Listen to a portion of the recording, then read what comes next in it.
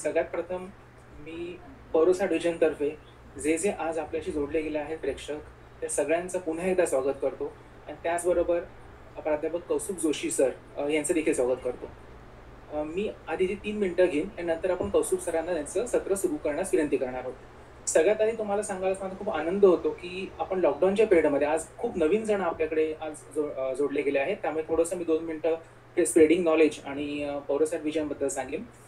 पौरसाट vision ही जी संस्था आहे, ही निर्मिती संस्था म्हणून साधारणपणे 1989 साली ही उदयास आली होती आणि यातर्फे आतापर्यंत 30च्या वरती मालिकांची निर्मिती, त्याचबरोबर चित्रपट आणि ॲड फिल्म्स यांची देखील निर्मिती केली गेली आहे. या सोबतीला स्प्रेडिंग नॉलेज हा जो ग्रुप ही जी ॲक्टिव्हिटी आहे, ही कम्प्लिटली नॉलेज ओरिएंटेड ॲक्टिव्हिटी अशी आहे. 2012 साली आपण ही ॲक्टिव्हिटी म्हणा की हा ग्रुप सुरू केला होता आणि त्याच्या अंतर्गत विविध उपक्रम घेतले जातात, जसे काही वर्कशॉप्स असतील, सेमिनार्स असतील किंवा सर्टिफिकेट कोर्सेस असतील. आपण खास याच ॲक्टिव्हिटीच्या अंतर्गत लॉकडाऊनच्या पिरियडमध्ये, लॉकडाऊन आता जसं मावळा स्वरूपात होत आले, संपत आलेलं आहे, पण लॉकडाऊनच्या सुरुवातीपासूनच आपण ही ॲक्टिव्हिटी सुरुवात केली होती आणि आतापर्यंत आपण 34 सत्र अशी घेतली आहेत. आणि आजचं आपलं 35वं सत्र आहे. आपण आपल्या कुठल्याही विषयाचं बंधन ठेवलं नाहीये. त्यामुळे अगदी आज आपण लोकमान्य टिळकांविषयी बोलणार आहोत, पण त्याच्या अगोदर देखील अर्थशास्त्र असेल, म्हणजे इकॉनॉमी असेल किंवा चीन असेल, भारत-पाकिस्तान संबंध असतील किंवा अगदी पु. ल. देशपांड्यांपासून ते बालगंधर्वांपर्यंत विविध विषयांना आपण स्पर्श करत गेलो. याच्यामध्ये सायबर क्राईम देखील आणि विविध वक्ते, विविध त्या त्या मान्यवर आपल्याकडे जॉईन झाले होते. तर ही ॲक्टिव्हिटी आपण पूर्णतः विनामूल्य अशी करत गेलो होतो. आणि हे जे कोर्सेस होते, हे सेमिनार्स आहे, वेबिनार्स आतापर्यंत 35 झालेले आहेत. आजचं 35वं आहे. आणि स्पेशल थँक्स मी यासाठी म्हणेल रोहित विनरकर, कारण की बऱ्याच वेळा असं होतं की गुगल मीट फक्त 100 जणांना अलाउ करतं, जास्त जणांना करत नाही. त्यामुळे अधिक लोकांपर्यंत हा उपक्रम किंवा हे नॉलेज पोहोचवण्यासाठी म्हणून रोहित विनरकर आपला जो आहे तो रेकॉर्ड करतो.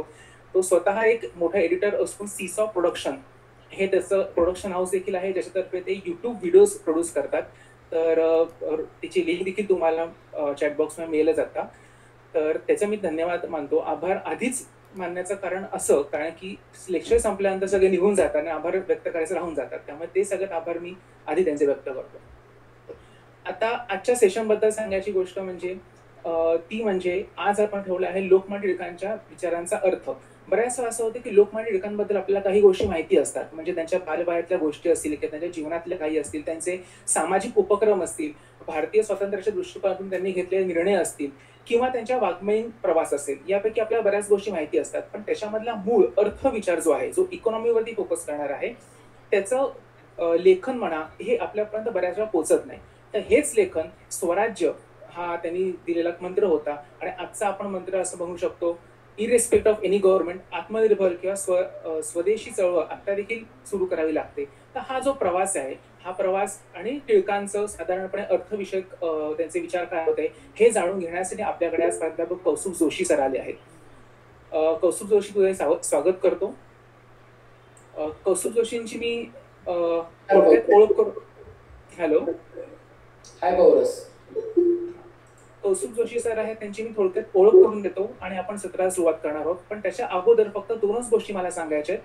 जे सत्रामध्ये आपल्याकडे सहभागी होतात त्यांना आपण सहभाग प्रमाणपत्र देतो आणि हे प्रमाणपत्राची लिंक ही तुम्हाला चॅटबॉक्समध्ये साधारणपणे अर्ध्या तासानंतर टाकण्यात येईल आणि त्याच्यावर तुम्ही क्लिक केले असता तो फॉर्म भरावा लागेल आणि फॉर्म भरल्यावरती तुमच्या ईमेलवरती ऑटोमॅटिकली ते सर्टिफिकेट येईल.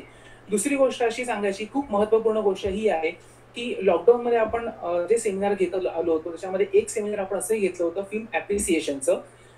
तर बऱ्याच नंतर लोकांची विनंती आली होती की ह्याचा आपण कोर्स कंडक्ट करू शकतो का. त्यामुळे फिल्म ॲप्रिसिएशन किंवा चित्रपट रसास्वाद हा एक वर्कशॉप आपण कंडक्ट करणार आहोत.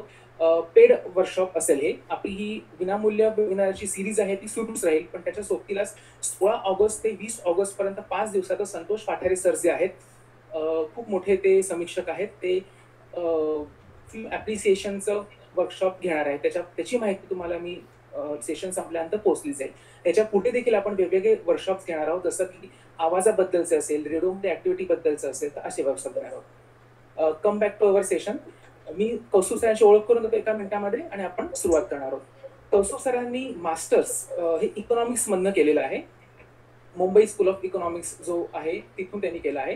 त्याच्याशिवाय त्यानंतर ते रुईया महाविद्यालय हे मुंबईतलं खूप असं नावाजलेलं मोठं महाविद्यालय आहे, तिथे गेल्या 10 वर्षापासून अध्यापनाचं काम करत आहेत.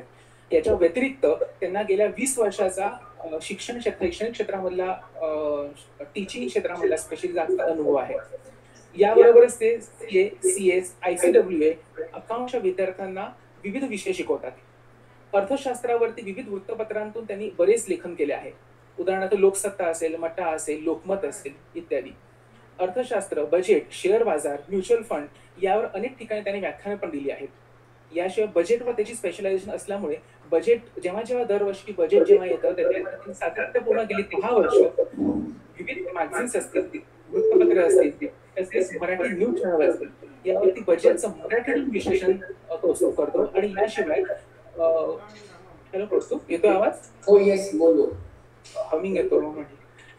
याशिवाय तू वेगवेगळ्या कॉलेजमध्ये देखील सहभागी त्याच्यावर बजेटवरती लेक्चर देत असतो. पुन्हा एकदा कौतुक स्प्रेडिंग नॉलेज तर्फे स्वागत करतो. आणि बरोबर 7 मिनिटं झाली आहेत. पुढचं सत्र सुरू करण्यासाठी मी कौस्तुभला विनंती करतो. कौस्तुभ. नमस्कार. पौरस आर्ट विजन आणि स्प्रेडिंग नॉलेज यांच्यातर्फे आज जे सेशन आयोजित केलेलं आहे, त्या सेशनमध्ये तुम्ही सहभागी झाल्याबद्दल तुमचं आधी अभिनंदन करायला हवं.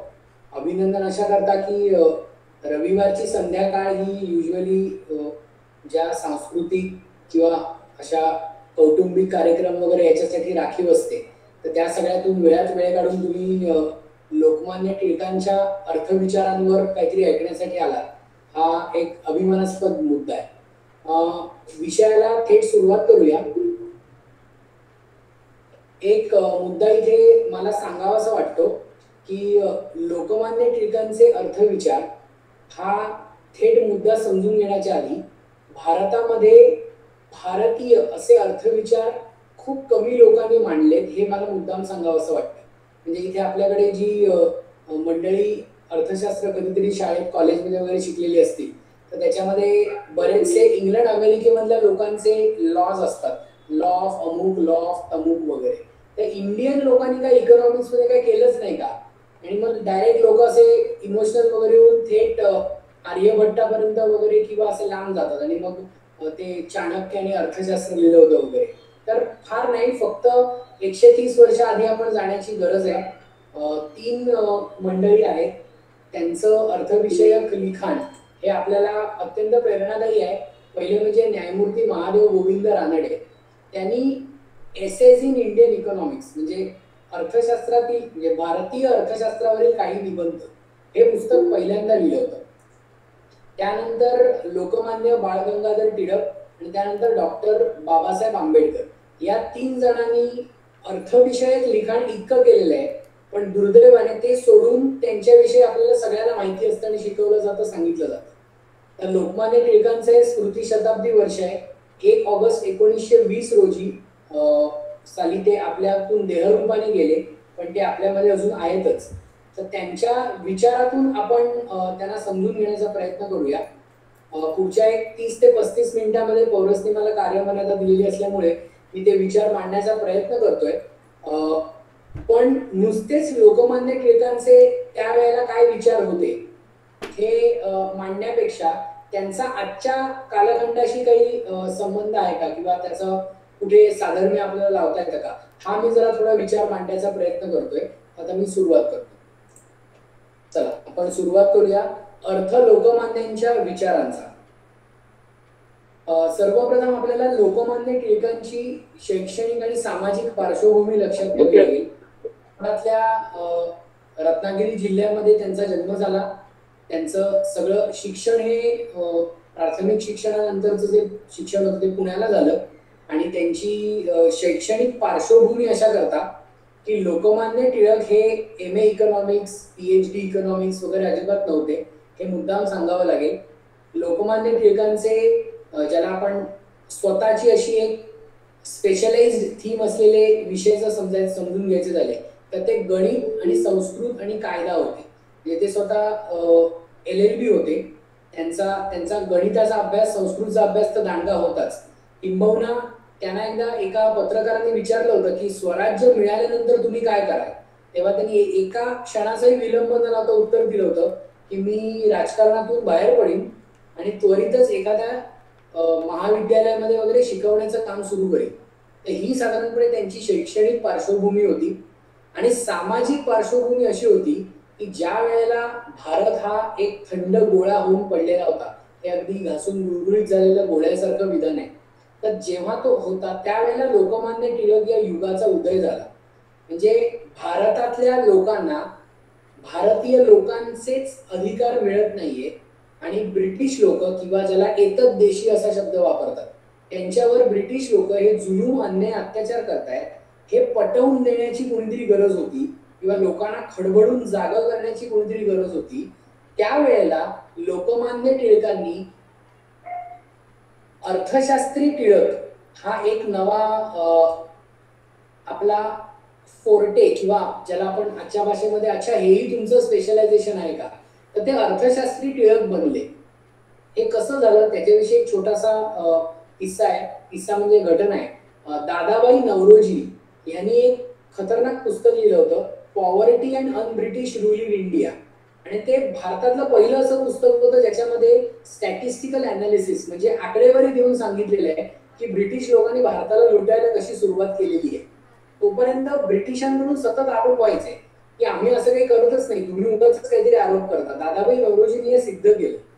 लोकमान्य टिळकांनी त्यांचं हे पुस्तक प्रसिद्ध झाल्यानंतर त्यावेळेला केसरीत 2 लेख लिहिले होते आणि ते लेख लिहिल्यानंतर त्यांना एक कुठेतरी जाणीव झाली की जोपर्यंत आर्थिक दृष्ट्या आपण लुटले जातोय हे लोकांना कळत नाही आणि लोकांचा अर्थ विचार हा जोपर्यंत जागृत होत नाही, अर्थ जाणीवा जोपर्यंत जागृत होत नाही तोपर्यंत आपण लोकांना त्यांच्या स्वराज्याच्या भूमिकेपर्यंत घेऊन जाऊ शकणार नाही. आणि हे माझ्या मते टिळक अर्थशास्त्री बनण्यासाठी एक महत्वाचं कारण ठरलं. कारण अशा करता की जोपर्यंत आर्थिक दृष्ट्या तुम्ही मागासलेले आहात हे तुम्हाला कळत नाही तोपर्यंत तुम्ही तुमचे हक्क मागूच शकत नाही. म्हणजे सामाजिक दृष्ट्या तुम्ही पुढे जायलाच हवं, तुम्ही राजकीय दृष्ट्या पुढे जायलाच हवं, पण सगळ्यात महत्वाचा असतो तो म्हणजे तुमचा अर्थविचार. आणि हा जोपर्यंत लोकांच्या मनामध्ये येत नाही तोपर्यंत लोक पेटून उठणार नाही. लोकमान्य टिळकांना काय म्हणतात असं जर का एका लहान मुलाला विचारलं तर तो इतिहासात वाचलेला असतं त्यामुळे पटकन सांगतो की त्यांना भारतीय असंतोषाचे जनक म्हणतात. तो असंतोष कसा तयार झाला? असंतोष म्हणजे आम्ही खुश नाही होत, हे जे काही सरकार आमच्या राज्य करते ते अत्यंत आम्हाला वाईट वागणूक देते आणि आम्हाला याच्यातून काही फायदा नाहीये, हे लोकांना पटवून देण्यासाठी टिळकांना अर्थशास्त्र हे लोकांना सांगावंसं वाटलं. गंमत अशी आहे की टिळकांना हे सांगावंसं वाटणं आणि ते जनतेपर्यंत पोहोचवणं या 2 गोष्टीतली जी गॅप होती ती टिळकांनी भरून काढली. लोकमान्य टिळकांनी फक्त आपल्याला हे समजलंय किंवा आपल्याला हे रिअलाइज झालंय इथपर्यंत मर्यादित न राहता केसरीमध्ये विपुल लेखन करायला सुरुवात केली. म्हणजे आपल्याला जी एखादी गोष्ट उमगलेली आहे ती माझ्या देशातल्या माझ्या राष्ट्रातल्या लोकांना राज्यातल्या लोकांना सोप्या भाषेत कळली पाहिजे, हे टिळकांनी सगळ्यात महत्वाचं कार्य केलं. त्याच्यामुळे मराठी माणसामधलं एकंदरीतच अर्थविषयक विचारांचं दारिद्र्य जे आहे म्हणजे एक गमतीशीर गोष्ट आहे. आत्ता सुद्धा आपण महाराष्ट्रामध्ये जर बघितलं तर एखाद्या म्हणजे साधारणपणे म्हणतात की शेअर मार्केटमध्ये गुंतवणूक करणारी मराठी लोक किती किंवा ग्रॅज्युएशन झाल्यानंतर किंवा शिक्षण संपल्यानंतर स्वतःचा उद्योग व्यवसाय सुरू करणारे किती किंवा आपला आर्थिक उन्नतीचा मार्ग कुठे आहे या संबंधी माहिती असणारे लोक किती, असं जर का आपण विचार केला तर तिथे आपण अजूनही मागे पडतो. म्हणजे हे अर्थविषयक दारिद्र्य आहे आणि ते लोकमान्य टिळकांनी 1892 साली ओळखलं होतं. मी पुन्हा एकदा वर्ष मुद्दाम सांगितलं. 1892 साली लोकमान्य बाळ गंगाधर टिळक यांना एक लेख लिहावासा वाटतो आणि तो लेख हा भारत आणि ग्रेट ब्रिटन यांच्यातील चलनासंबंधीचा असतो. जस्ट इमॅजिन, म्हणजे भारताच्या चलनाच्या तुलनेत ग्रेट ब्रिटनचा पाऊंड हा कसा मजबूत होतोय आणि हे जर असं सुरू राहिलं तर दुर्दैवाने भारताला पुढील काळामध्ये त्याचे निगेटिव्ह परिणाम भोगावे लागतील, हे टिळकांनी त्यावेळेला लोकांना सांगायला सुरुवात केलेली होती.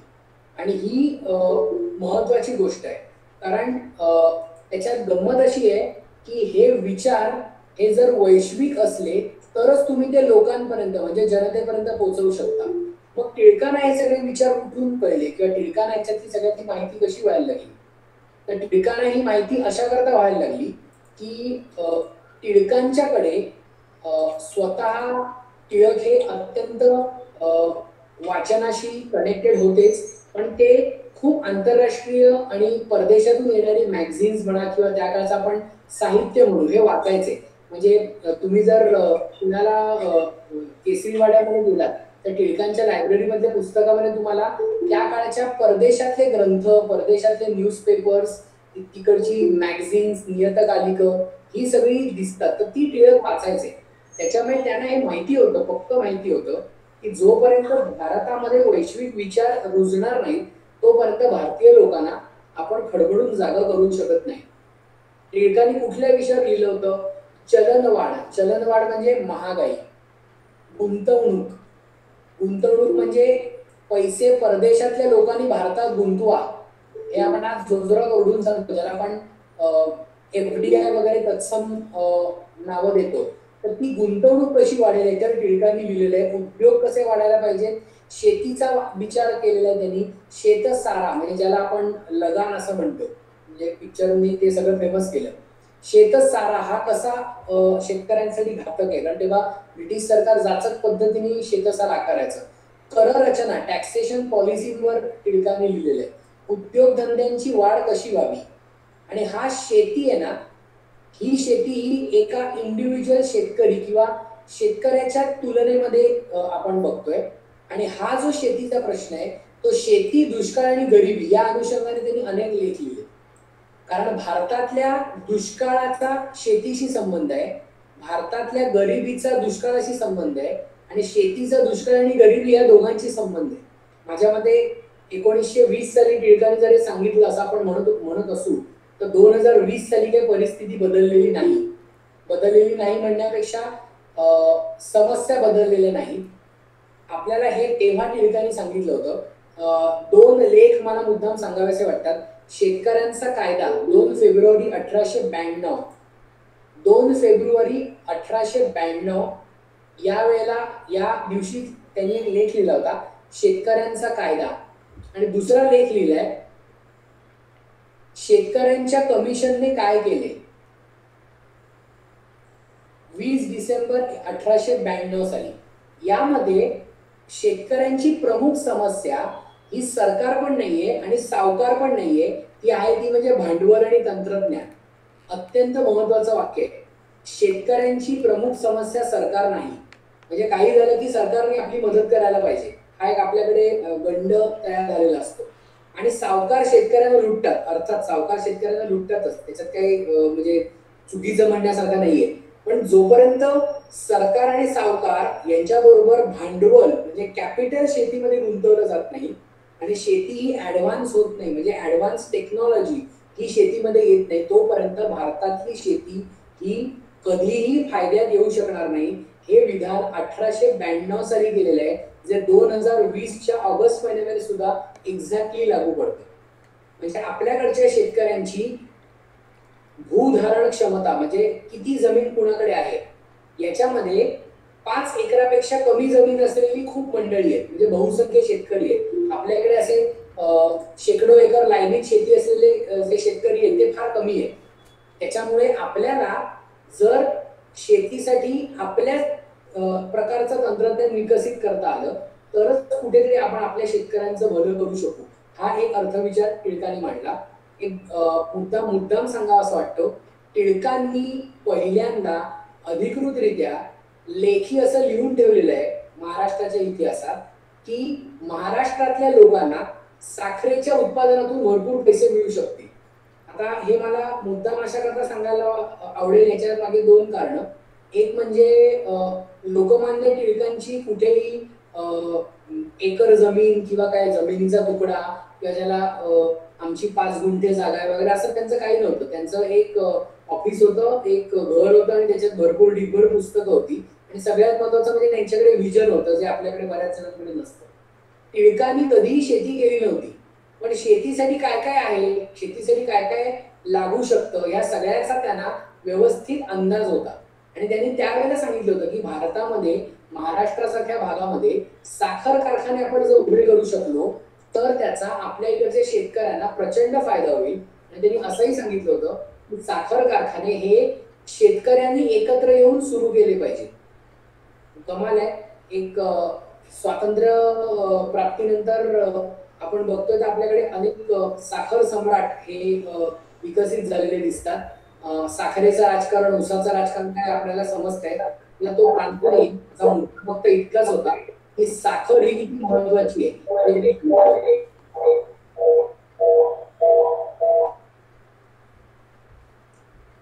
पुढचा मुद्दा आहे तो म्हणजे औद्योगिक पारतंत्र्य. 3 लेख आहेत, तुम्हाला स्क्रीनवर दिसत असतील. औद्योगिक पारतंत्र्य 25 सप्टेंबर 1894, स्वदेशी कापडासंबंधातील विचार 17 मार्च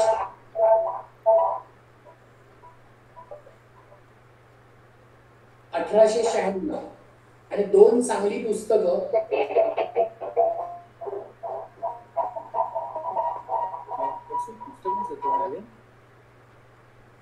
कुणाचा तरी माईक चालू आहे यावेळेस. कृपया सगळ्यांना विनंती आहे की माईक कोणाचा चालू असल्यास तो बंद ठेवावा.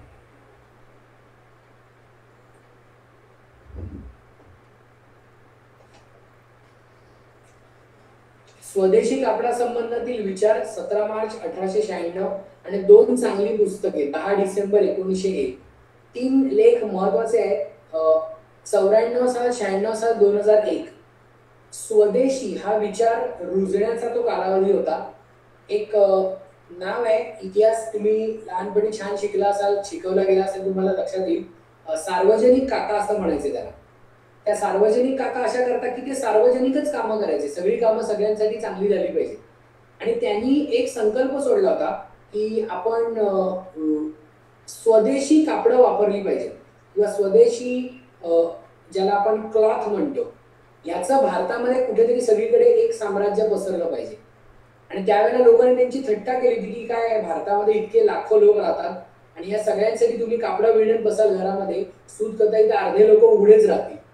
म्हणजे त्याच्यात मुद्दाम सांगावं असं वाटतं की टिळक जसे लिहायचे तसे भारतातल्या लोकांच्या बाजूने सुद्धा लोक लिहिणारे होते आणि टिळकांच्या आणि भारतातल्या विरोधात सुद्धा लिहिणारे लोक होते, ज्याला ब्रिटिश धार्जिणी वर्तमानपत्र आपण म्हणू शकतो. म्हणजे जी ब्रिटिशांच्या बाजूनेच लिहायची. आणि त्याच्यात लोकांनी चक्क लिहिलं होतं की भारतामध्ये काय कापड बिपड व्यवसाय काय चालू होणं शक्य नाहीये, त्याच्यात काय अर्थ नाहीये आणि हे सगळं फार काळ टिकू शकत नाही. टिळकांनी असं सांगितलं होतं की आपलं जे काही आता दारिद्र्य भारतामध्ये आलेलं आहे, त्या दारिद्र्याचं कारण हे आपण उद्योगधंदे सुरू केले नाहीत. आता तुम्ही नीट बघितलं असेल, मुद्दाम तुम्हाला मी हे लेखांचे वर्ष अशा करता दाखवतोय की त्याच्यामधला तुम्हाला सिक्वेन्स समजला पाहिजे. 94 आणि 96 साली ते म्हणतात औद्योगिक पारतंत्र्य आणि स्वदेशी कापडा संबंधातील विचार. 95 साली ते म्हणतात भारतीय उद्योगाला कशाची गरज आहे. आणि हिंदुस्थानचे दारिद्र्य 1902 साली, त्याच्या आधी 2 चांगली पुस्तके, ही ती पुस्तकं दादाभाई नौरोजी यांची. आणि आमचे उद्योगधंदे कसे ठार झाले. स्ट्रायकिंग मुद्दे ह्या सगळ्या लेखांमधून टिळकांनी मांडले. टिळक त्यावेळेला असं म्हणतात की परदेशातून येणाऱ्या मालावर भारतामध्ये जकात नाही, जकात म्हणजे टॅक्स नाही, पण भारतातून परदेशात जाणाऱ्या मालावर इकडची सरकार टॅक्स लावतात.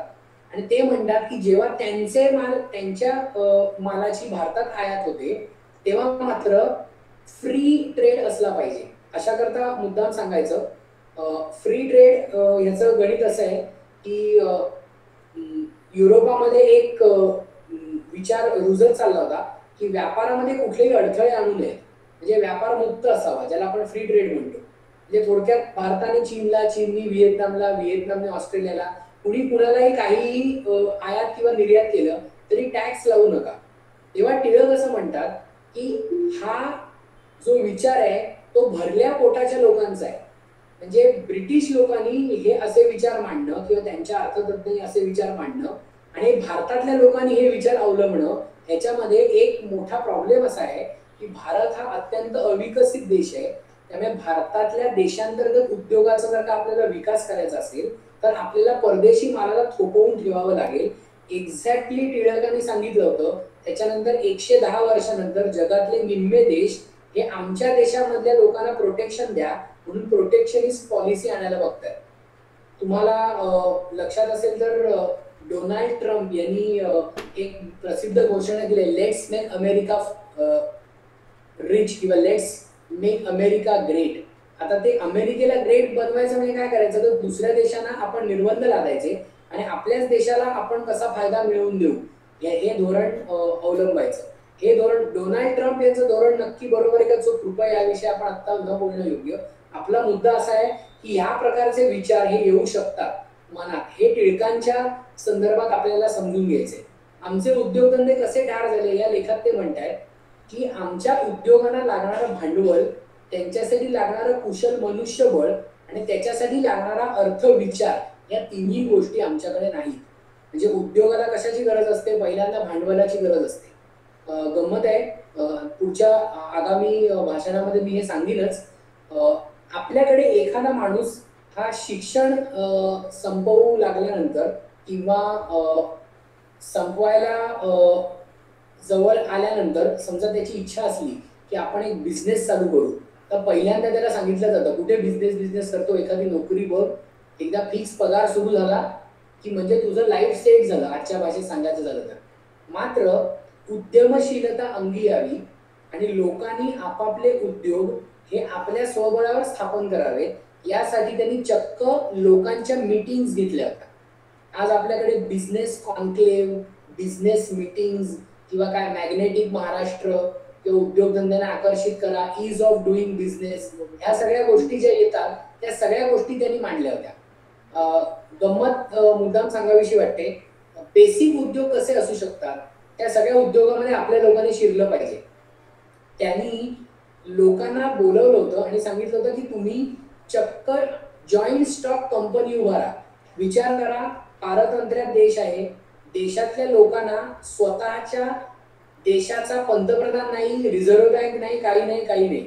त्यावेळेला त्यांनी सांगितलं होतं की संपत्ती ही एकाकडे असण्यापेक्षा अनेकांकडची थोडी थोडी संपत्ती ही जर एकवटली तरच आपण बिझनेस करू शकतो. म्हणजे आज जेव्हा करोडो डॉलर्सचे व्यवहार हे शेअर मार्केटमध्ये चालतात किंवा लोक IPO मध्ये पैसे गुंतवतात आणि आम्ही शेअर होल्डर आहोत असं अभिमानाने सांगतात, तर तसे शेअर होल्डर किंवा जॉईंट स्टॉक कंपन्या या तुम्ही सुरू करायला पाहिजेत. हे टिळकांनी साधारणपणे 110 वर्षापूर्वी सांगून ठेवलेलं होतं. त्याच्यात एक गमतीशीर मुद्दा आहे जे मला मुद्दाम सांगावं असं वाटतं. एक म्हणजे जकात आणि व्यापारी कर. आपल्या देशाच्या प्रोटेक्शनसाठी जर आपल्याला व्यापारी कर लावावा लागत असेल तर बिनधास्त आपण व्यापारी कर लावायला हरकत नाही.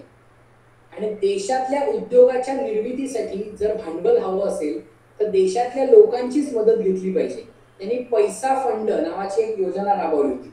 म्हणजे थोडक्यात आता लोक एकत्र येऊन जसं व्हेंचर कॅपिटल किंवा तत्सम काहीतरी बोनस नावं देतात किंवा प्रायव्हेट इक्विटी किंवा एखाद्या कुठल्या तरी व्यक्तीच्या डोक्यात आयडिया आहे आणि त्याला त्याची आयडिया वास्तवात आणण्यासाठी, म्हणजे त्याची कल्पना वास्तवात आणण्यासाठी कुठल्या तरी एका व्यक्तीकडून पैशाचं सहाय्य मिळतं. हे सगळं त्यांनी त्यावेळेला सांगून ठेवलं होतं. फक्त त्यांनी फायनान्स मधले टर्म्स वापरल्या नव्हत्या. रुपया आणि पाऊंड ह्याचा हिशोब घसरतोय आणि ह्याच्याकडे आपण लक्ष दिलं पाहिजे. एक त्यावेळेला रिपोर्ट आला होता, त्या रिपोर्टची टिळकांनी खिल्ली उडवली होती. रिपोर्ट असं सांगायचा की गेल्या 40 वर्षामध्ये भारताचा व्यापार वाढलाय. तुम्हाला एक अत्यंत सोपं करून सांगतो, हे तसं कठीण आहे समजायला पण तरी सुद्धा कठीण अशा करता एखादा माणूस भारताचा कृपया ज्यांचा माईक ऑन असेल त्याने ऑफ करावा. हॅलो कौस्तुभ. हा बोलू. हो. समजा भारताने परदेशात पाठवलेल्या वस्तू आहेत ज्याला आपण निर्यात म्हणतो त्या 100 कोटीच्या आहेत आणि भारताने आयात केलेल्या वस्तू आहेत त्या 1000 कोटीच्या आहेत. तर 1000 अधिक 100 म्हणजे 1100 कोटी. म्हणजे आपला व्यापार हा 1100 कोटी रुपयाचा आहे. हा व्यापार समजा एक 25 वर्षापूर्वी 500 कोटीचा होता. तो 500चा 1100 कोटी झाला. म्हणजे आपण खुश व्हायचं का?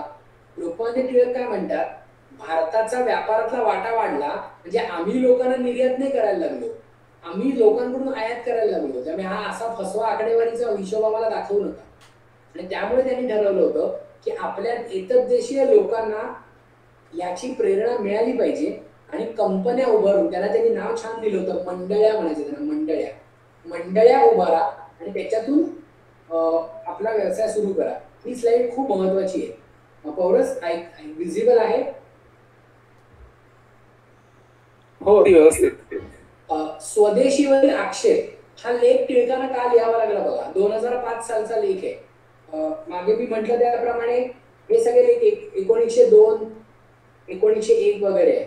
स्वदेशी कापडाचा विचार 1896 आहे.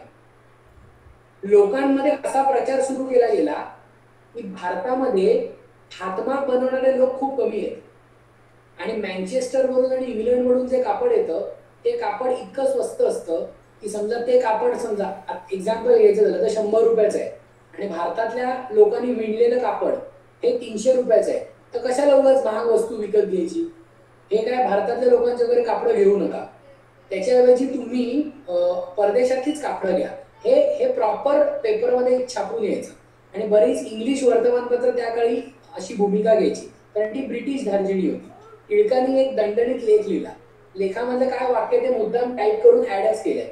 अर्थशास्त्राच्या सूत्रानुसार मागणी वाढली की पुरवठा वाढतो, पुरवठ्याबरोबर किमती पण वाढतात. जसजसा मालाचा खप वाढतो तसतशा किमती सुद्धा मूळ पदावर येतील. जरा मला थोडं उलगडून सांगावं लागेल तुम्हाला सगळ्यांना. समजा भारतामध्ये फक्त 500च लोक मोबाईल फोन वापरत आहेत, तर मोबाईल फोन महाग असणार. समजा 500च्या ऐवजी 10,000 लोक वापरायला लागले की ऑटोमॅटिकली अनेक कंपन्यांना कळेल की अरे ये बिझनेस में तो बहुत ही फायदा आहे आणि खूप लोक त्याच्यात यायला लागतील आणि खूप लोक आली की ऑटोमॅटिकली सप्लाय वाढेल आणि सप्लाय वाढला की मोबाईल फोनच्या किमती कमी येतील. एक्झॅक्टली हेच सगळ्या बिझनेसच्या बाबतीत होतं. 94 साली आपल्याकडे न्यू टेलिकॉम पॉलिसी आली आणि त्या टेलिकॉम पॉलिसी नंतर आपल्याकडे मोबाईल फोन, इंटरनेट, तत्सम गोष्टी 10-15 वर्ष हळूहळू यायला लागल्या. मला आठवतंय पूर्वी भारतामध्ये इनकमिंग कॉलला काहीतरी 4 रुपये आणि आउटगोईंगला 8 रुपये तत्सम काहीतरी रेट होता आणि आता आपल्याकडे परिस्थिती अशी आहे की कॉलिंगचा रेट नाही, फक्त डेटा ट्रान्सफरचा रेट आहे.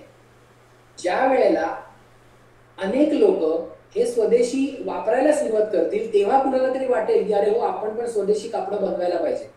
म्हणजे जर का कुणी हातमागावर बनलेलं कापड वापरलंच नसेल तर कुणाला वाटेल कशाला की आपण हातमागावर कापड बनवावं. त्याच्यामुळे लोकांच्या लोकांच्या डिमांड मधूनच त्याची सप्लायची एक सोय होते. आणि तुम्ही म्हणाल हे करायचं कसं, तर त्याच्यावर लोकमान्य टिळकांनी एक छान लेख लिहिला होता. त्याच्यात त्यांनी काय म्हटलं की असं धरून चाला की आपल्याकडे समजा 30 कोटी रुपयाची गरज आहे आणि हे खरी आकडेवारी आहे. त्या काळी 30 कोटी रुपये लागणार होते. कशासाठी?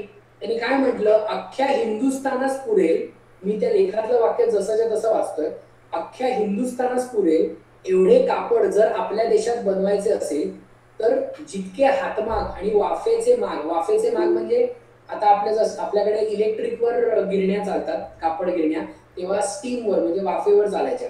जितके हातमाग, ज्याला स्पिंडल्स म्हणतात, लागतील ते सगळे बनवायचे झाल्यास आपल्याला 30 कोटी रुपये खर्च येईल.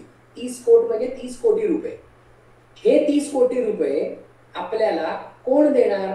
ही जर तुमची एक खतखत किंवा एक दुखरी नस असेल तर त्यांनी काय सांगितलं? त्यांनी सांगितलं की जर देशातल्या ज्यांना परवडतं आणि ज्यांना हे कळतं अशा प्रत्येकाने निम्मा पैसा म्हणजे निम्मा रुपया म्हणजे रुपयाचा अर्धा भाग, म्हणजे साध्या भाषेत 8 आणे, हे जर का दिले तर असा पैसा एकत्र होऊन कमीत कमी 5 ते 10 कोटी रुपये नक्की मिळू शकतात आणि त्याच्यातून 100% आज ना उद्या स्वदेशी गिरण्या निघू शकतील. त्यानंतर भारतामध्ये गिरण्या सुरू झाल्या. मुंबई हे गिरणी उद्योगाचं केंद्र बनलं, ज्याला आपण गिरणगाव म्हणतो. सद्यस्थितीत तिथे काय परिस्थिती आहे कृपया मला विचारू नका, कारण ती सर्वश्रुत आहे. आपण त्यावेळेच्या बाबतीत म्हणतोय. पुढचा मुद्दा आहे की लोकमान्यांच्या स्वदेशीमध्ये आयात नको असा हटवाद नाहीये. त्यांचा विरोध हा परदेशी मालाला आहे. भांडवलाला आणि तंत्राला नाही. हे आत्ताच्या काळामध्ये सगळ्यांनी समजून घेण्यासारखं आहे. अशा करता की आता अमुक अमुक देशातून येणारा माल नको, चला बंद, फक्त भारतात असलेल्या वस्तू बनवा, भारतात बनलेल्या वस्तूच हव्या.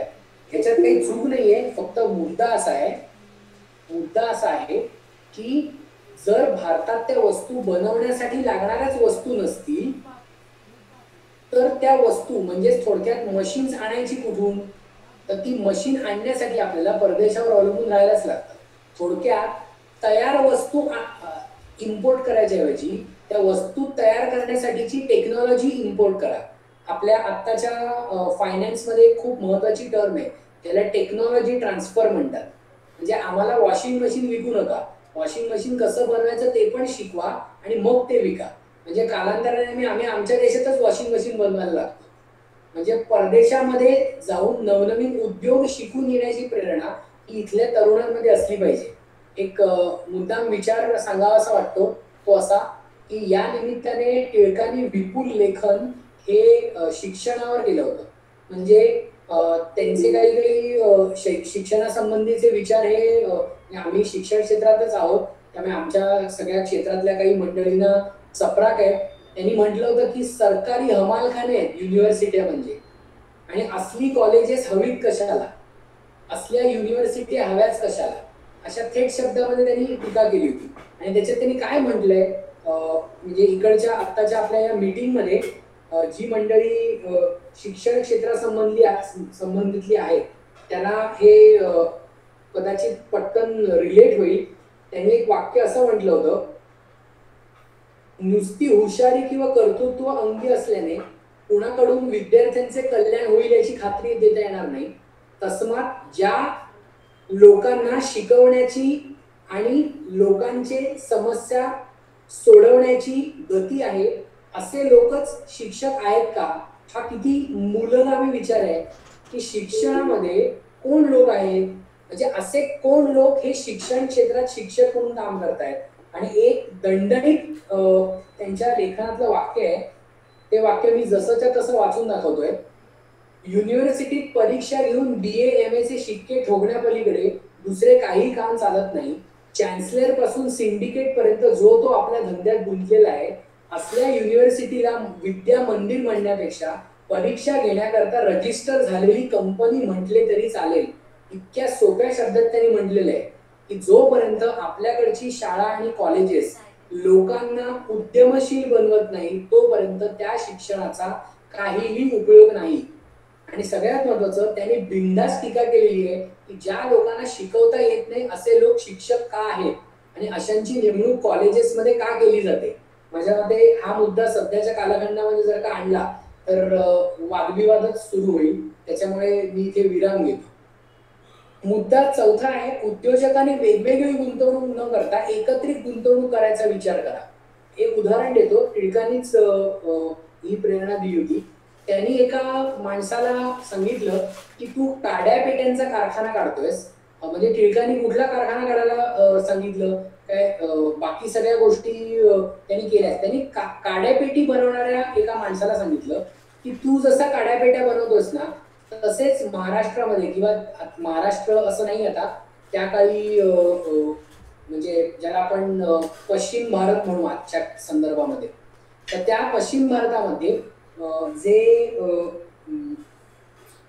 काड्यापेट्या बनवणारे 4-5 कारखानदार आहेत त्या तुम्ही सगळ्यांनी एकत्र या आणि तुम्ही सगळ्यांनी तुमचा बिझनेस शेअर करून पुढे न्या.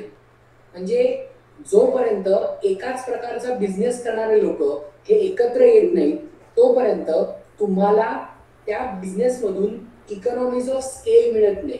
स्केल म्हणजे लार्ज स्केलचे फायदे मिळत नाहीत. आणि हे अत्यंत महत्वाचं अशा करता आहे की आजकाल चेंबर ऑफ कॉमर्स वगैरे तत्सम गोष्टी ज्या आपण म्हणतो की त्या या सगळ्या गोष्टी खूप महत्वाच्या ठरतात. की उद्योजकांनी एकत्र येऊन आपापले फोरम सुरू करा, उद्योजकांनी सरकार समोर आपल्या मागण्या ठेवा वगैरे वगैरे.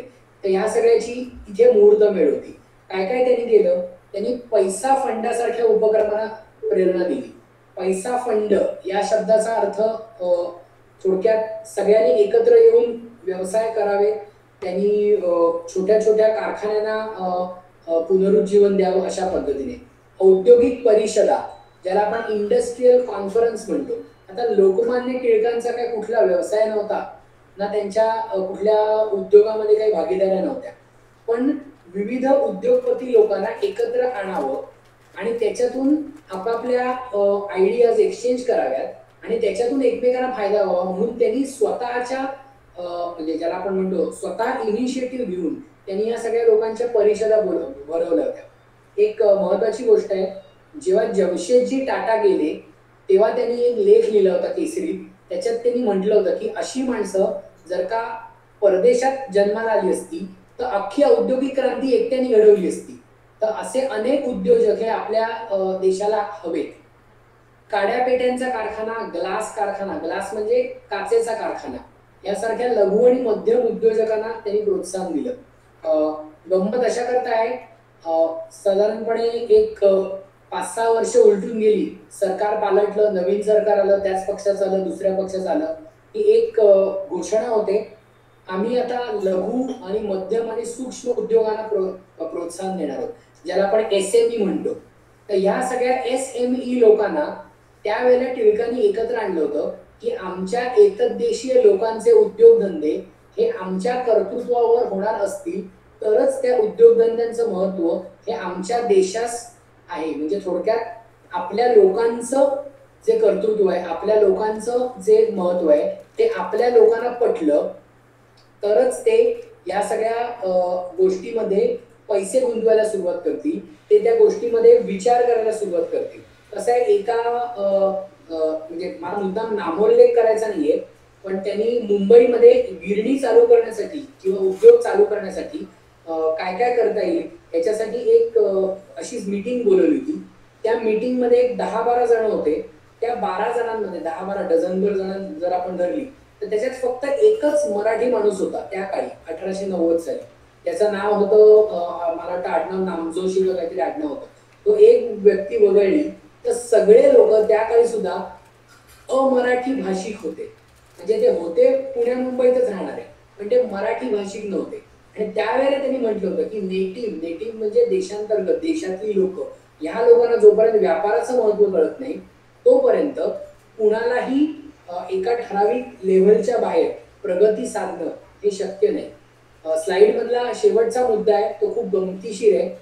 तुम्हाला समजा कधी जमलं तर मुंबईमध्ये VT वरून सरळ तुम्ही जेव्हा फाउंटनला चालत जाता तेव्हा वाटेत तुम्हाला एक बॉम्बे स्वदेशी नावाचं एक दुकान दिसेल. एकदम छान त्यांचा लोगो बिगो आहे, हत्तीचं असं त्याचं चिन्ह आहे त्याच्यावर आणि सॅफ्रन कलरचा त्याचा लोगो आहे. आत गेल्यानंतर तुम्हाला दडपूनच येईल एकदम की अरे बापरे काहीतरी श्रीमंत लोकांचं दिसतंय. मला तुम्हाला मुद्दाम सांगावं असं वाटतं, लोकमान्य टिळकांच्या विचारातून त्यावेळेला भारतात निघालेलं ते पहिलं सुपर मार्केट आहे की ज्याच्यामध्ये भारतातल्या लोकांनी बनलेल्या वस्तू विकायला ठेवलेल्या असतील आणि त्याला नाव दिलं होतं बॉम्बे स्वदेशी कोऑपरेटिव्ह स्टोअर.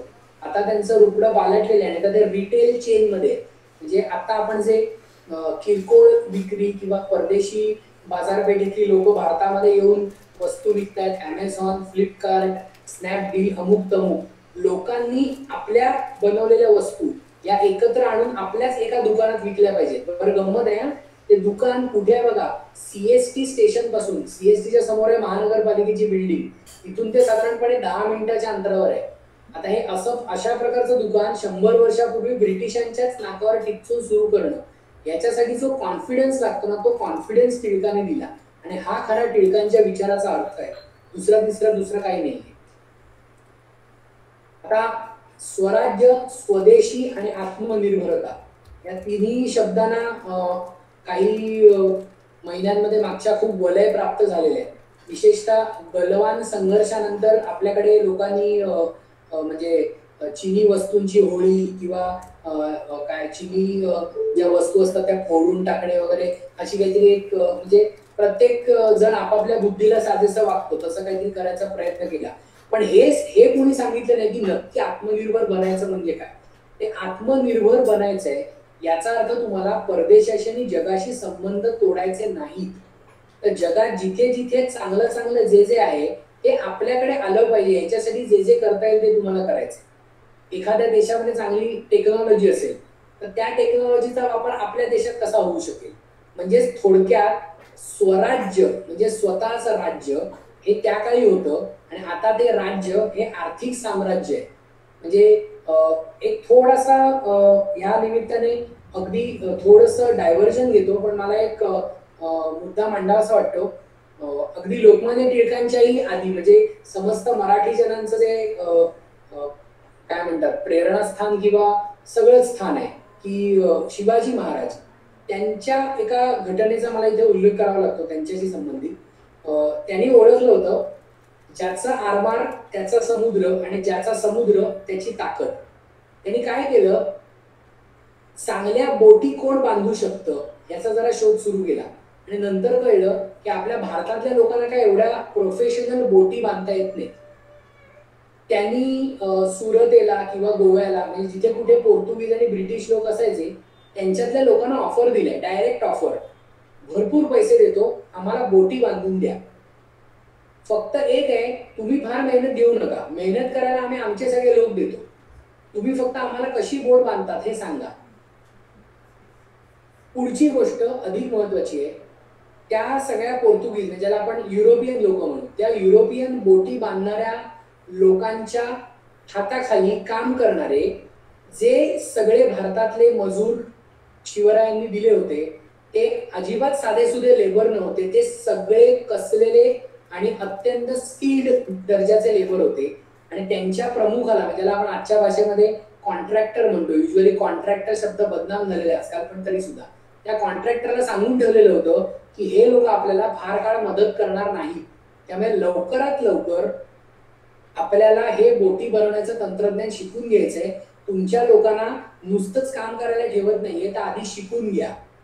एक्झॅक्टली हेच लॉजिक हे लोकमान्य टिळकांचं होतं की परदेशातलं तंत्रज्ञान आहे ते भारतात येऊ द्या आणि ते आपल्या लोकांना शिकवा. ते शिकवण्यासाठी आधी त्यांना शिक्षण द्या. म्हणजे ह्या सगळ्या गोष्टी एकत्र आल्या की तुम्हाला स्वदेशीचा अंगीकार करता येतो. एक महत्वाची गोष्ट या निमित्ताने येते ती म्हणजे स्वदेशाचा अभिमान असणं, यात कुठलाही वाईट विचार नाही, पण फक्त स्वदेशाचा अभिमान असणं आणि बाकीच्यांचा द्वेष करणं हे टिळकांना अजिबात अपेक्षित नव्हतं. तसं असतं तर त्यांनी परदेशातल्या लोकांचे कधीही पुस्तकं विचार हे वाचले नसते. आणि यासाठीच टिळकांचं म्हणणं होतं की आत्मनिर्भरता हा शब्द टिळकाने वापरला नाही, हा आताच्या कालखंडातला आहे, त्याच्यामुळे मुद्दाम त्याचा संबंध जोडायचा प्रयत्न करतोय. आत्मनिर्भर या शब्दाचा अर्थ तुम्ही स्वतःच्या पायावर उभे राहता, त्यावेळेला तुम्हाला कुणाची तरी मदत नक्की घ्यावी लागते. आणि ज्याप्रमाणे भारत देश हा जगाचं नेतृत्व करू शकतो, किंबहुना भारताने आपल्या बुद्धीच्या सामर्थ्यावर जगाचं नेतृत्व केलं पाहिजे, हा एक सकारात्मक विचार टिळकांच्या मनात नेहमी होता. आणि तसाच विचार हा आजकालच्या काळामध्ये आपल्याला रुजवण्याची गरज आहे. लोकमान्य टिळकांचे अर्थविचार म्हणजे दुसरे तिसरे काही नसून शिक्षण, आरोग्य, शेती आणि उद्योग या 4 गोष्टींमध्ये सरकारची जशी एक जबाबदारी आहे त्याच पद्धतीने किंबहुना जास्त जबाबदारी ही लोकांची असते. त्याच्यामुळे लोकांनी जोपर्यंत याचा ध्यास घेतलेला नाहीये तोपर्यंत आपल्याला ही उद्दिष्ट साध्य करता येत नाही. आणि ही सगळी उद्दिष्ट एकत्रितरित्या साध्य व्हावी यासाठी लोकांनी प्रयत्न करणं ही एक आवश्यक गोष्ट आहे, असं त्यांनी त्यांच्या लेखनातून नेहमी म्हटलं होतं. लोकमान्य टिळकांचं स्वराज्य हे हक्क या स्वरूपामध्ये होतं. आणि त्याचबरोबर त्यांच्या लेखनामधून सदैव जाणवायची ती एक जाणीव, ती म्हणजे जबाबदारीची, की जेव्हा तुम्ही लोकांचा पैसा हा वापरत असता तेव्हा तुम्ही एक प्रकारे विश्वास निर्माण करत असता. एक साधा मुद्दा आहे, बऱ्याचदा आताही लोक म्हणतात की आपल्याकडे हातमागावरचं कापड किंवा हातमागावर विणलेलं कापड महाग असतं तर आम्ही कशाला ते शिवायचं. आता इथे हातमाग हा मुद्दा लक्षात घेऊ नका, भारतात तयार झालेलं कापड असं आपण म्हणूया. आणि त्यावेळेला भारतामध्ये सगळे हातमागच होते. माझ्यामध्ये 2 दिवसापूर्वी मला वाटतं हातमाग दिवस, राष्ट्रीय हातमाग दिवस होऊन गेला. असं म्हणणं नाहीये की माझं की प्रत्येकाने सगळं सोडून फक्त खादीच वापरावी. आपल्याकडे साधारणपणे 1.25 कोटी लोकसंख्या आहे, त्याच्यातले 50 कोटी लोक आपण अशी धरू, म्हणजे महिला आणि पुरुष दोन्ही, या 50 कोटी लोकांनी दरवर्षी फक्त 2 खादीची कापडं विकत घेतली तरी 100 कोटी कापडाला मागणी निर्माण होते. म्हणजे आपली लोकसंख्या ही आपली सगळ्यात महत्वाची ताकद आहे. जसं टिळकांनी म्हटलं होतं की आपण जोपर्यंत खादी वापरत नाही तोपर्यंत खादी कोणी बनवणार नाही. तसंच जोपर्यंत आपण भारतीय वस्तूंचा आग्रह धरत नाही तोपर्यंत त्या वस्तू तयार होणार नाहीत.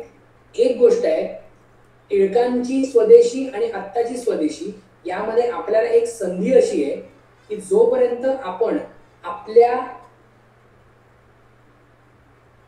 अर्थव्यवस्थेतील महत्वाच्या शक्तीचा म्हणजेच लोकसंख्येचा पुरेपूर वापर करून घेत नाही तोपर्यंत आपल्याला जगामध्ये महासत्ता होता येणार नाही.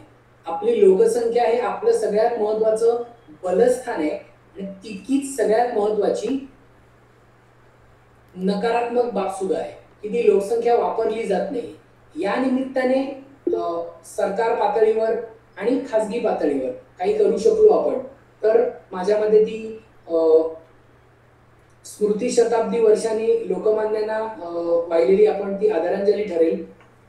जाता जाता एक अत्यंत छोटासा मुद्दा सांगतो. या सगळ्या गोष्टींमध्ये आपण काय करू शकतो हा एक मुद्दा कदाचित तुमच्या मनात आता येऊ लागेल की अरे आपण ह्याच्यात सगळं काय म्हणजे एखादा उद्योग काढायचा आहे किंवा एखादा काहीतरी उपक्रम करायचा तर आपण काय करू शकतो. आम्ही काय फार छोटे लोक. मुद्दा असा आहे की हे असे छोटे छोटे लोक एकत्र येऊन 1947 साली स्वातंत्र्य मिळालं. जेव्हा लोकमान्य टिळकांनी त्यांच्या लेखनातून स्वदेशी हा विचार मांडला जो आधी सगळ्यात पहिल्यांदा दादाबाई नवरोजींनी मांडला होता. त्याच्यात त्यांनी चतुसूत्री कार्यक्रम म्हटला होता. स्वराज्य, स्वदेशी, बहिष्कार आणि राष्ट्रीय शिक्षण या चतुसूत्रींची टिळकांनी आपल्या लेखनातून प्रचंड मोठ्या प्रमाणावर एक प्रकारे लोकांमध्ये पेरणी केली. आणि महत्वाचं आत्ताच्या कालखंडामध्ये जर का तुम्ही स्वदेशीचा विचार केला तर बरोबर 100 वर्षापूर्वी जर एक कनेक्टिव्हिटी मला तुम्हाला सांगावीशी वाटते. लोकमान्य टिळकांच्या युगाचा अस्त हाच महात्मा गांधीजींच्या युगाचा आरंभ आहे. म्हणजे जसे टिळक राजकीय क्षितिजावरून नाहीसे झाले तसे महात्मा गांधी तिथे प्रखर होऊ लागले आणि महात्मा गांधीजींनी जो खादीचा प्रसार केला आणि महात्मा गांधीजींनी जे अत्यंत सोप्या आणि साध्या पद्धतीने इकॉनॉमिक्स ऑफ इंडियन इकॉनॉमी किंवा इकॉनॉमिक्स ऑफ कॉमन इंडियन त्यांनी नीट वापरलंय. त्यांनी साधी खादीची एक ज्याला आपण चरखा म्हणतो त्या चरख्यावर त्यांनी लोकांना एकत्र केलं. तर त्या महात्मा गांधीजींच्या कामामधली एक अंतःप्रेरणा कुठेतरी किंवा त्याच्यातली जी प्रेरणा आहे ती कुठेतरी टिळकांच्या कामामध्ये आहे असं मला वाटतं. आणि राष्ट्रपुरुष हे महापुरुष हे नेहमी त्यांचं काम करून अंतर्धान पावत असतात. ते आजच्या कॉन्टेक्स्टमध्ये आपण कसं वापरायचं ही आपली एक समाज म्हणून जबाबदारी असते.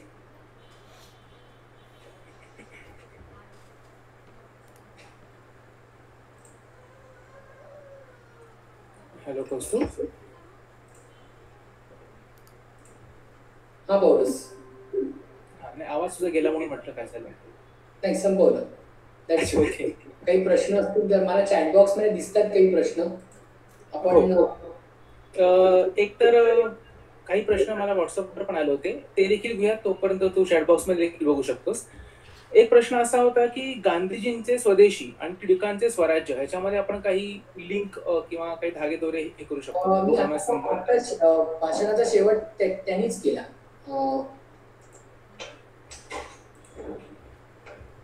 हॅलो. भाषणाचा शेवट आता त्यांनीच केला.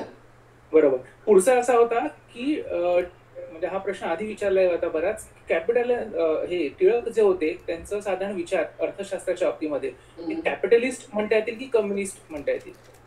माझ्या मते टिळकांच्या म्हणजे टिळक ज्या वेळेला हे सगळं लिहित होते त्यावेळेला कॅपिटलिझम आणि कम्युनिझम याच्या भांडणामध्ये ते पडले असं मला नाही वाटत.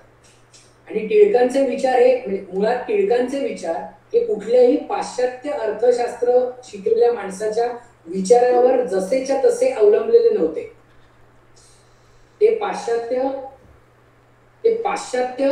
अर्थतज्ञांचे विचार हे आपल्या देशाला कसे लागू पडतील याच्यातून त्यांनी मांडणी केलेली होती. पण अर्थात ते कम्युनिस्ट होते असं मला वाटत नाही.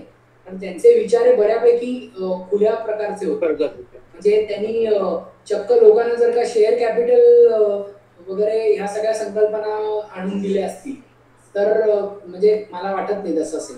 इनफॅक्ट त्यांची स्वतःची शेअर्समध्ये गुंतवणूक होती असं त्यांच्या म्हणजे विलमध्ये म्हणजे जे मृत्यूपत्रामध्ये आहे की त्यांचे स्वतःचे काही ठिकाणी शेअर्समध्ये पैसे होते. त्याच्यामुळे ते कम्युनिस्ट असतील असं मला वाटत नाही. ते भांडवलशाहीचाच पुरस्कार करण्याचा त्यांचा मुद्दा होता. बरोबर. एक प्रश्न असा होता की टिळकांचे हे जे विचार आहेत, स्पेशली अर्थविषयक विचार जे आहेत, ते मोठ्या प्रमाणात पुढे का आणले गेले नाही? त्याला काही राजकीय काही त्याच्यामागे राजकीय कारण असेल असं मला नाही वाटत. याचं कारण लोकमान्य टिळकांचे जे मुळात एक म्हणजे कदाचित हा मुद्दा लोकांना पटणार नाही, मी म्हणतोय आपला. एखाद्या व्यक्तीचे आर्थिक विचार हे जर कोणी सांगायला लागलं तर अर्धे लोक तिथून सतरंजा उचलून निघायच्या मार्गावर लागतात. म्हणजे लोकमान्य टिळकांनी काय केलं, साधारणपणे एक 5वी 6वीच्या नंतरच्या विद्यार्थ्याला तुम्ही विचारलं की लोकमान्य टिळकांविषयी तू काही वाक्य बोलतो म्हणतो की त्यांनी स्वराज्य हा माझा जन्मसिद्ध हक्क आहे, ते प्रसिद्ध वाक्य प्रश्नच नाही. त्याच्यामुळेच त्यांची ओळख आहे. त्यांनी मंडालेला त्यांना तुरुंगात ठेवलं होतं. त्यांना 6 वर्षाची शिक्षा झाली होती. नंतर त्यांनी गीता रहस्य ग्रंथ लिहिला आणि त्यांनी भारताच्या स्वातंत्र्यामध्ये मोलाचं योगदान दिलं. त्यांना भारतीय असंतोषाचे जनक म्हणतात. पण मुळात या प्रकारचे टिळकांचे अर्थविचार हे शिक्षकांना समजतात का? कारण त्यांना ते समजले नाही तर ते विद्यार्थ्यांना कधी सांगू शकत नाही. सेम महात्मा गांधीजींनी खादी म्हणजे खादीचं कापड या विषयावर इतकं विपुल लेखन लिहिलेलं आहे की ते कुणीही वाचलेलं असेल असं मला वाटत नाही. कुणीही म्हणजे जनरलाइज स्टेटमेंट नाही करत मी, म्हणजे ज्याला मिठाचं एक चिमूटभर मीठ उचलून त्यांनी दांडी यात्रा सुरू केली आणि अख्खा भारताचा चेहरा मोहरा बदलून टाकला आणि अख्ख्या सगळ्या भारताला ताब्यात घ्यायला सुरुवात केली, जनप्रवाह वळवला, किंवा या पद्धतीने गांधीजींचं लेखन कुणी वाचलेलं आहे तर ते लेखन वाचण्याची आपली उदासीनता याच्या मागे कारणीभूत ठरते. हा माझं ऑब्झर्वेशन. म्हणजे मी जस्ट एक उदाहरण म्हणून सांगतो. इनफॅक्ट तुलाही आठवत असेल की आपण जेव्हा MA करत होतो तेव्हा आपल्याला लोकमान्य टिळक, न्यायमूर्ती रानडे वगैरे यांचे काय विचार कुठे शिकवले गेले तसं मला आठवत तरी नाही. म्हणजे त्यांची पुस्तकं वाचा असं आवर्जून सांगितलं गेलं. पण इंग्लंड आणि अमेरिकेतल्या सगळ्या अर्थतज्ञांचे विचार हे आमच्या MAच्या लोकांना आणि BAच्या लोकांना शिकवले जातात. पण आमच्याच लोकमान्य टिळकांचे इनफॅक्ट आंबेडकरांचा प्रॉब्लेम ऑफ रुपी हा ग्रंथ किती MA झालेल्या लोकांनी वाचलेला आहे, हा एक या निमित्ताने विचार मला मांडावासा वाटतो.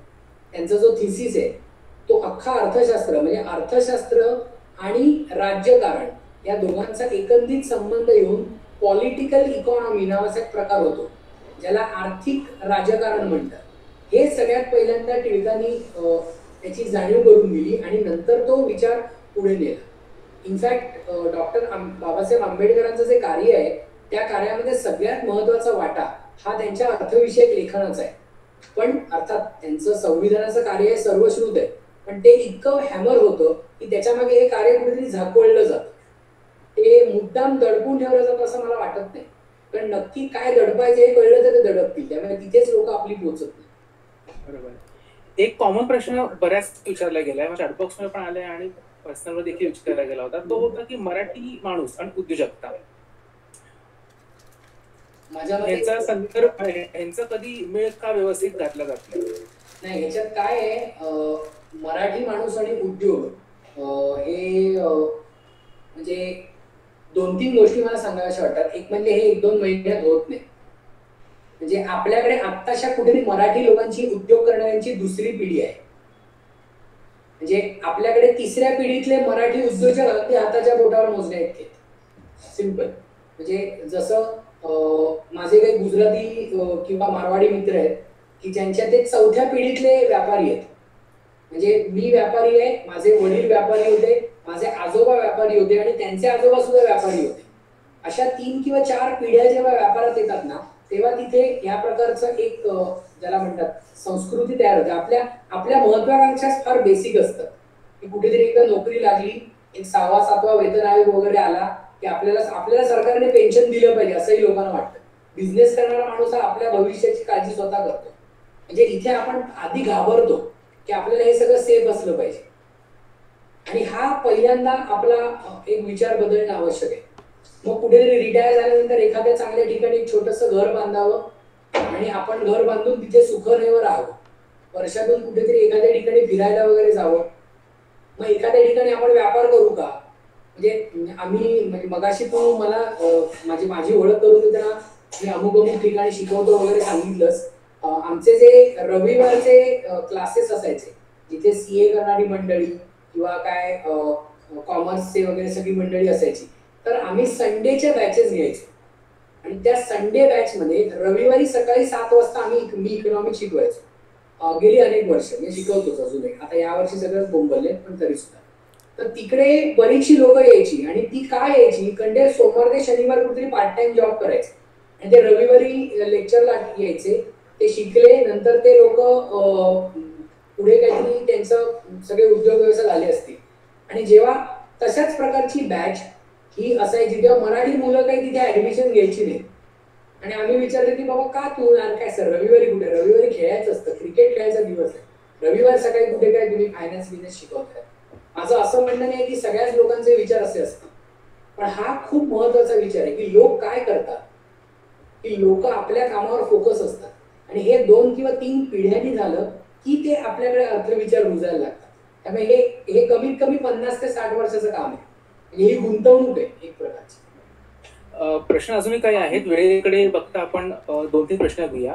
त्यापैकी एक सुशांत कुलकर्णी यांचा प्रश्न आला होता की त्यांनी विचारला होता, लोकमान्य टिळक यांच्या काळात एक स्वतंत्र चळवळ झाली होती, त्यावेळेस लोकांनी टिळकांना पाठिंबा दिला नाही, यामागचे नक्की कारण काय असू शकते? त्यांची भूमिका ही सहन न करता जसं तसं उत्तर देणे ही होती. आपल्या विषयाचे एकच मिनिट प्रश्न जरा पाऊलच परत विचारतोस. लोकमान्य टिळक यांच्या काळात एक स्वतंत्र चळवळ झाली. माझ्या मते त्याच्या मागे आर्थिक कारण कमी असेल, राजकीय कारण जास्त असावी. म्हणजे मला एक या सगळ्याच अनुषंगाने एक मुद्दा मला जो समजलाय हे जे मी वाचलंय त्याच्यावरून, की त्याच्यामध्ये हा जो काही विचार आहे तो आपल्याला नक्की किती फायदेशीर आहे याचा पटकन अंदाज आला तर लोक त्याला पाठिंबा देतात. त्याच्यामुळे ती स्वदेशीची चळवळ जी होती ज्याला म्हणजे टिळकांना विरोध झाला किंवा या सगळ्या गोष्टी लोकांना पटल्या नाहीत, याच्या मागचं हे पण एक कारण असावं.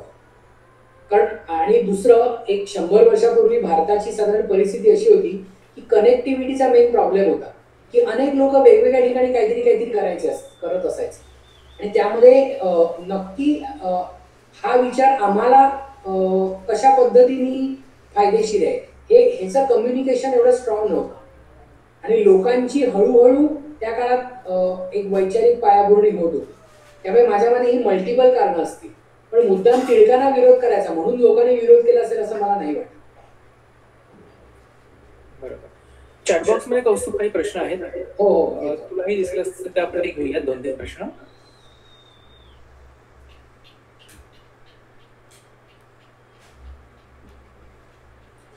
एक प्रश्न असा आला की टिळकांचे विचार समजून घेण्यासाठी पुस्तकं कुठे मिळतील. म्हणजे मी माझ्याकडे स्वतःच जे म्हणजे पुस्तकांचं कलेक्शन आहे, तर ती बरीचशी पुस्तकं मी केसरी आणि मराठा ट्रस्ट पुण्याला आहे त्यांच्याकडून मी स्वतः जाऊन विकत घेतलेली आहे. मी 2013-14 साली पुण्यात काही दिवस मुक्कामाला होतो. त्यावेळेला केसरी आणि मराठाच्या लायब्ररीमध्ये, म्हणजे आताचा जो केसरी वाडा आहे तिकडे लायब्ररी जाऊन मी अनेक तास असा वाचत बसायचो. मला वाटतं 12-13 खंड आहे आणि त्याच्यामध्ये टिळकांचं सगळं लिखाण आहे. एक जर तुम्हाला त्यातल्या त्यात थोडा कलेक्टेड असं व्हर्जन हवं असेल तर लोकमान्य टिळकांचा लेखसंग्रह हे पुस्तक आहे. ते साहित्य अकादमीने पब्लिश केलेलं आहे आणि साहित्य अकादमीचं पुस्तक असल्यामुळे ते अल्प दरात उपलब्ध आहे. ते कुठे मिळेल सध्याच्या काळात मी नाही सांगू शकत. त्यांचं ते बेसिकली केसरीतल्या सगळ्या लेखांचं एक कलेक्शन आहे आणि तर्कतीर्थ लक्ष्मण शास्त्री जोशी हे त्याचे संपादक आहेत आणि त्यांनी ते सगळं एडिट करून कंपायलेशन केलेलं आहे. एडिट म्हणजे लेखांची संख्या, लेखातलं काही एडिट केलेलं नाही. आणि अजून एक नची केळकर लिखित लोकमान्य टिळकांचं चरित्र, याचे साधारणपणे एवढे जाडे असे 3 खंड आहेत. तर ह्याच्यातून तुम्हाला बरंचसं मिळू शकतं. आणि माझी जे इथे वाचक आहेत किंवा वाचण्याची इच्छा असणारे आहेत, तुम्ही काही वर्षांनी पुन्हा लोकमान्य टिळक वाचा किंवा सगळेच लोक वाचा. तुम्हाला पटकन ते कुठेतरी रिलेट होत राहतात आणि ते रिलेट झाले याचा अर्थ आपण चांगलं वाचतोय हे समजायचं. म्हणजे 2010 साली आपण वाचलं होतं तेव्हा आपल्याला एक अर्थ लागला होता आणि 2020 साली तोच अर्थ लागला. याचा अर्थ एक तर आपण बदललेलो नाही किंवा आजूबाजूचं काय बदललं. त्याच्यामुळे रेफरन्स बुक्सचा प्रश्न साधारणपणे असा आहे. एक जितेंद्र देवरा यांचा प्रश्न वेगळा होता. त्यांनी विचारलं की मगाशी तू म्हणाल तसाच प्रश्न आहे की मराठी माणूस आणि बिझनेस त्याच्याविषयी होता. हा प्रश्न वेगळा आहे की बिझनेस सोडूनच द्यावा, म्हणजे मध्यार्थ असा आहे त्यांच्या प्रश्नाचा की साधं अर्थकारण देखील मराठी माणूस समजून घेत नाही.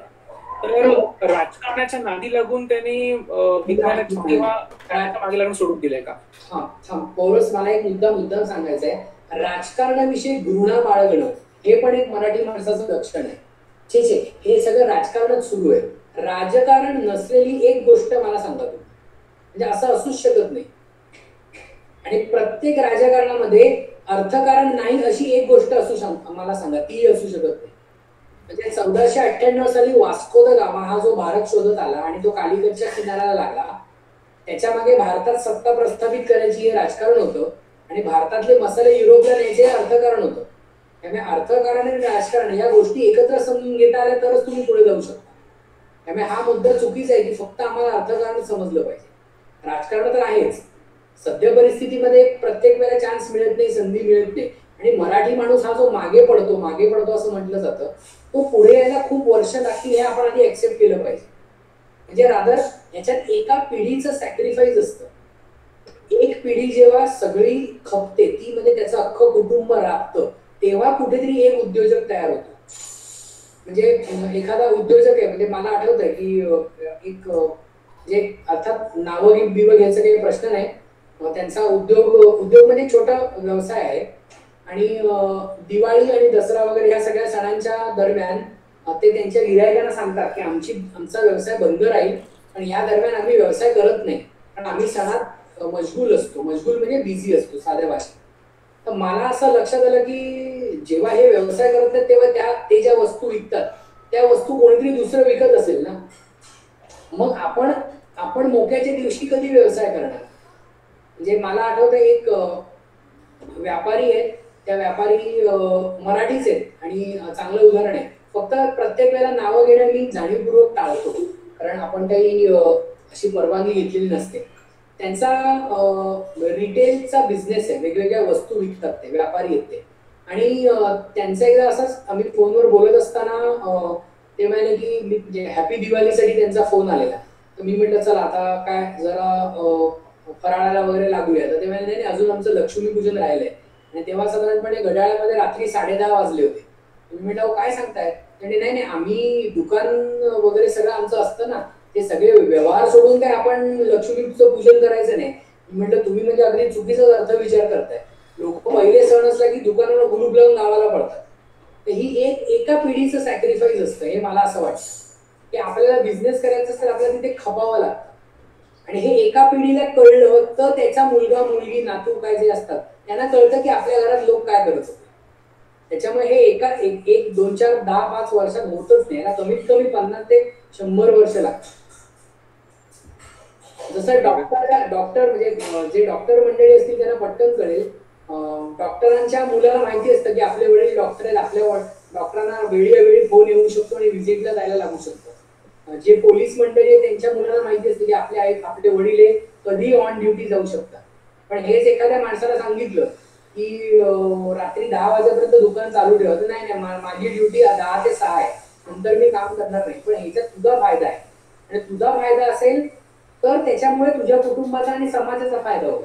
तर हा ब्रॉड विचार हा पटकन समाजात येत नाही, याला खूप वर्ष लागतात. तो माझ्या मते लोकमान्य टिळकांच्या 200व्या स्मृती शताब्दीला असंच कुठेतरी लेक्चर आपण नसूच सगळे तेव्हा तर ऑर्गनाईज होत असेल तेव्हा कदाचित असले प्रश्न येणार नाही. ही माझ्या मते खरी त्यांच्या विचारांची महती ठरत. नक्की कौस्तुभ. वेळेकडे बघता तुला एखादा कुठला प्रश्न घ्यायचा असेल, महत्वपूर्ण वाटत असेल तर सगळे प्रश्न झालेले दिसत आहेत. काही जे प्रश्न आहेत त्याच्यामध्ये सध्याच्या काळामध्ये भांडवल उपलब्ध नाही वगैरे असे आहेत, पण म्हणजे सध्याच्या काळात काही उपलब्धच नाही. सगळ्या सध्याच्या काळामध्ये फक्त तू घेतेस ती वेबिनार रेग्युलर उपलब्ध आहेत असं माझं मत आहे. नाही, आणि काही प्रश्न आपण घेतले नाहीत, क्षमस्व त्याबद्दल, कारण ते प्रश्न टिळकांचा आजच्या वेबिनारशी संबंधित नव्हते. शिक्षणाच्या संदर्भातले प्रश्न काही आले होते किंवा कर्जा संदर्भात प्रश्न होते. म्हणजे मला हे लेक्चर अर्थशास्त्राचं करायचं नाहीये म्हणून. हो, बरोबर. ऍक्च्युली खूप कमी वेळ असतो की अशा मोठ्या माणसांचे विचार मांडण्यासाठी आणि मुळामध्ये ते समजून घेण्यासाठी. तर तो खूप कमी वेळामध्ये तरी सुद्धा खूप अर्थपूर्ण असेल, अर्थपूर्ण म्हणजे ते परत ब्रॅकेटमध्ये आपण म्हणतो तसे विचार सगळ्यांपर्यंत पोहोचले त्याबद्दल तुझे खरोखरच आभार.